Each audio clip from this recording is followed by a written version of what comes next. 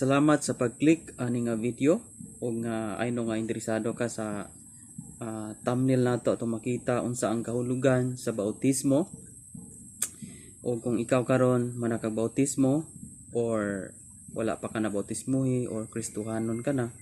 So angay nimong masayran kung unsa gyud ang kahulugan sa bautismo. Apan sa dili pa ato sang i-greet ang atong mga viewers from Luzon, Visayas at Mindanao. Salamat sa atong mga followers nga nagapadayon sa ilang pag sunod nining mao nga channel JDC Vlog TV. Kani nga channel wala ta nag-introduce og relihiyon but only the word of God ang atong introduce, only Jesus Christ, because Jesus Christ is the way, the truth and the life. Ug walay makaadto sa ginharian sa Dios gawas kang Ginoong Hesukristo.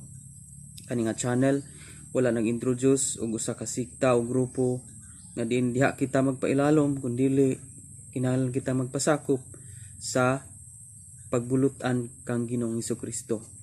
So in this channel is for everyone nga ganahan nga madungagan ang iyang kaalam o kato mga Kristohanon nga doon na pa sila yung mga pangutana. Ini nga channel ato ang ginahisgutan ang mga pangutana sagad sa mga Kristohanon. So kung doon na kay time, just visit sa mga video nga naa sa ato ang playlist o makita nimo kung dunay mga pangutana dinha nga haom sa imo pong mga pangutana. Just click the video and enjoy watching sa mga explanation sa ato ang video. Okay, so karon adto ta sa ato ang topic nga unsay kahulugan sa bautismo. Og nga sa kini nga topic dili nato mausa kun dili nakitay part 1, part 2 or part 3 tungod kay taas-taas kini nga topic. So mag-una kita part 1 kining unsa man gyud ang kahulugan sa bautismo. Nga ato ang pagabuhaton kaning bautismo sa dagko ba kay di ba saga na nakaagi man ta og kanang bunyag no sa kabataan. Doon na pay uban dedication ang ilang gitawag og bunyag sa Katolik no. Some of the born again bunyag pod na baptism sa infant. So unya namon puy bautismo sa dagko. Okay? So atong isigutan nga unsa may kahulugan ini kaning pagbautismo sa dagko ba. Kining pagbautismo sa dagko aduna tay tulo ka kahulugan ini no nga ato pong makatunan unsa pud ang tulo ka kahulugan sa bautismo, especially kanang bautismo sa tubig dagko. Una, kini nagulagway kini nga kita nahiusa na diha ni Kristo.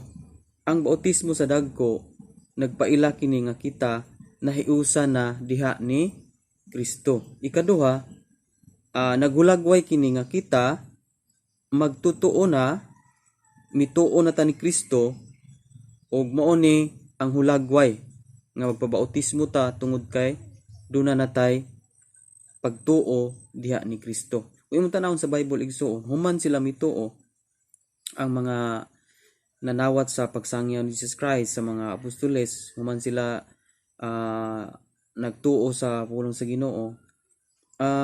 Nagpabautismo sila after sila mituo. So ang bautismo wala naghimo kanato nga Kristohanon kundili ang bautismo sunod na siya sa human ka mituo. Sa dihang na Kristohanon ka na, dapat magpabautismo pug ka. Ang sunod sa pagtuo mauna ang bautismo. Sato pa, ang bautismo dili siya mao'y kaluwasan sa tao.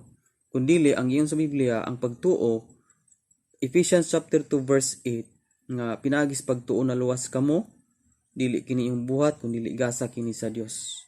Okay? So pinagis pagtuo na luwas kamo. So ang bautismo musunod na siya after ka mutuo ni Kristo. Dapat pud nga magbaptize ka after ka mituo ni Kristo.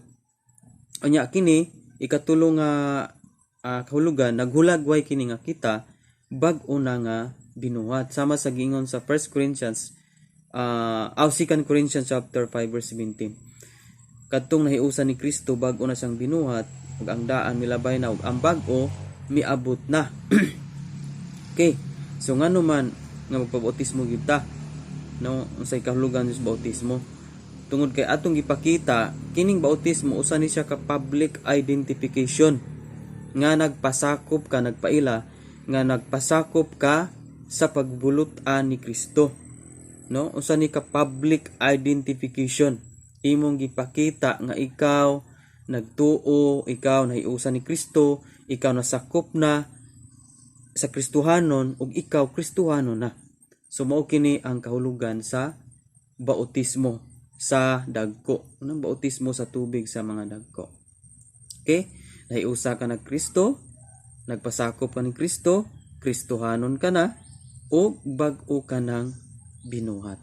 That's why, walay rason nga, dili ta magpa-bautismo.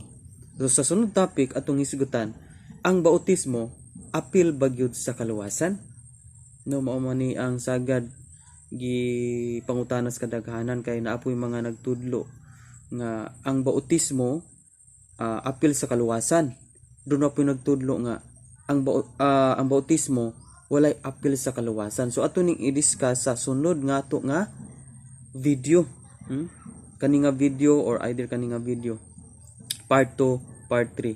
So atong i-discuss ang kana bitaw unsa jud apil ba gyud ang bautismo sa kaluwasan. Okay, so salamat sa imong pagtan-aw. Glory to God, and hopefully nga aduna kay na kutlo o dugang nga dugang kaalam sa imong nakatuna na. So kung doon na po kay mga comment o no na kay kadugang, free ra ka sa pag-comment sa ubos. Kung doon na kay mga komento o mga dugang, kung doon ay mga ganahan mong ipuno sa ako ang explanation, just type in the comment section para mabasa po na ako. And akong i-appreciate ang tanan nga mga comments o any comments nga inyong ika-comments or pangutana, just write in the comment section. So God bless.